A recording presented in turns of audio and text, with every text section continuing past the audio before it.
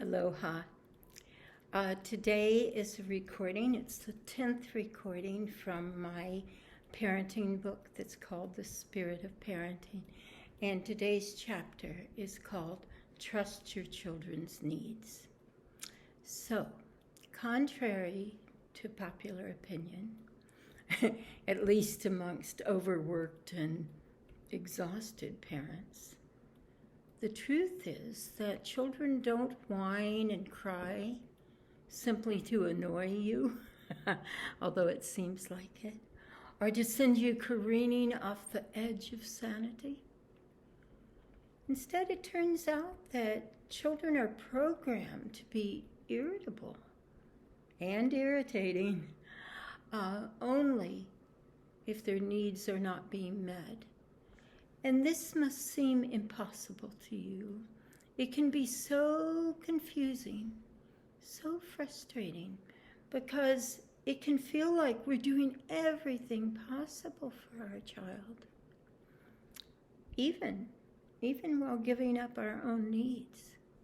And they still want more.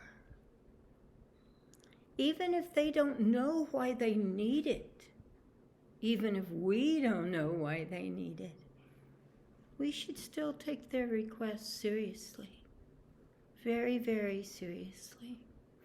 And I'm not asking you to be more tired, more overwhelmed, more self-sacrificing. Because if you do pay attention when they need it, then they need it less often and are more satisfied, more nourished. For example, did you ever notice how babies automatically put themselves into nursing position? Right here, where they can stare into your eyes. And they automatically put themselves into that nursing position, even if you're feeding them a bottle.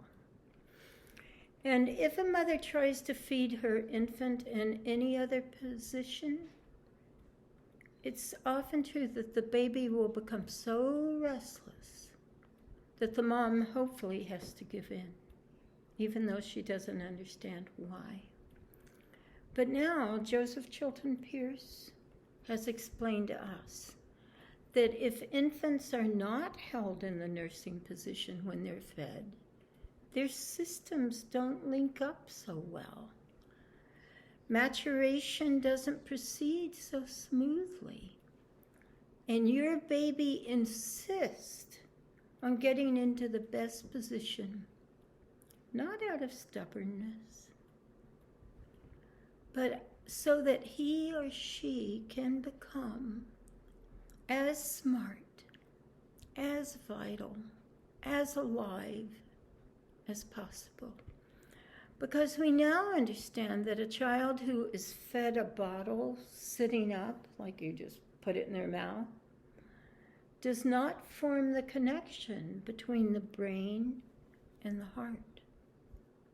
And therefore, they don't automatically develop a conscience as easily because there's not enough connection between thinking and feeling, or thinking and loving. And it has now been proved that when an infant is sucking on a bottle, the sucking motion on a bottle is not nearly strong enough to stimulate the brain. Sucking from nursing stimulates the brain. Now, please don't panic. I know many, many children who were not nursed and who were not fed in the perfect position, and yet they're great kids. You didn't know. Nobody taught you. Nobody taught me.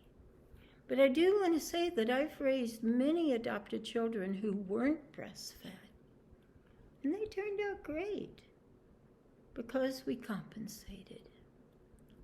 We made certain after we got these children to hold these dear ones in a nursing position, even when we were just cuddling. And we gave them constant eye contact from that position. And it's amazing, but they began to crave it. And gradually they became more plugged in emotionally, more and more smart intellectually, and more aware of their connection to others. There's the conscience that we matter to others. And here's another example. The clingy child is really important way to understand a child doggedly demanding that you stop, look, listen, even when the reason isn't readily apparent. Because when children are feeling sick or scared, they literally retune themselves back to wellness by clinging to their parents. And this contact, the touching contact, the eye contact, the verbal, I can hear you contact, this contact helps change their vibration from fear to safety, from sickness to health, or from loneliness to love. Because humans need focused, pay attention focused, physical and emotional touch. You know, when my infant daughter was not well because she was born as a fetal drug child, she would demand, and she wouldn't stop until I stopped everything and did it. She would demand to lie on my belly with her heart over my heart, because she was retuning herself to emotional and physical health by reading mine. So of course I think you know that during the pandemic, it may be even more of a challenge to give this focused attention. You're probably tired yourself. You're scared. But you must understand that stress takes you back to your own childhood needs, your own insecurity, your own belief that there's nobody there to keep you safe. So children, as well as adults, still have a blueprint inside of them that remembers wholeness and how to get it by tuning themselves to someone. And it needs to be usually that familiar someone. But to tuning themselves to someone who expresses that state of well-being. So I pray that you as an adult have people around you who have that sense of the rightness of the world. I think that's why people come to me so much. And I pray that if you are a parent, you are nourished. You are so nourished that you can express that peace, that joy. Remember that we parents are designed into the very center of that blueprint of love. Children know to need you even though they don't understand why. Our children just automatically need us. And luckily, and this is the great part, we need to be needed. We become much stronger. We become much more joyous. We become much more of our true self by being required to love.